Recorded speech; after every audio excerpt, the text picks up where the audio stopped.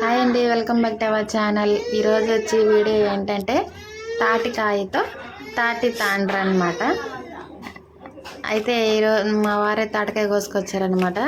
నేనైతే కాల్చుకొని తిందామని అనుకున్నాను, కానీ మా వారైతే దాన్ని తాండ్ర చేస్తానన్నారు. చూడండి, తాటికాయ అయితే బాగా పండిపోయింది, మంచి స్మెల్ వస్తుందంటే మాగిన వాసన అనమాట. వాసన చూస్తుంటేనే తినాలనిపిస్తుంది. కాయనైతే అట్లా 2 భాగాలుగా అయితే చేస్తున్నారనమాట. మనం గుజ్జు తీసుకోవాలి కదా. మనకి తాటికాయలు 3 ముంజులు ఉంటాయి కదండి, అట్లాగనే ఇది 3 ముంజుల్లాగా కాయలకైతే ఏర్పడింది అనమాట. చూడండి, బాగా పండిపోయింది. ఇంకా మనం కాల్చుకుంటే ఇంకా పీస్ అనేది కూడా బాగా గుజ్జుగా వస్తుంది అనమాట. అయితే చూడండి, ఇప్పుడు అలా చేసాడనమాట. ఇంకా దాన్ని అయితే మనం దానిలో ఉన్న గుజ్జు అయితే తీసుకోవాలి. దాంట్లోనే ఒక భాగం అయితే తీస్తున్నాడు అనమాట.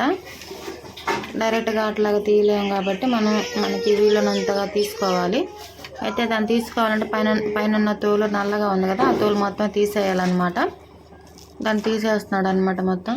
మీలో ఎంతమంది అయితే ఇలాగా చిన్నప్పుడు ఇలా ఎవరైనా తినుంటే కామెంట్ చేయండి.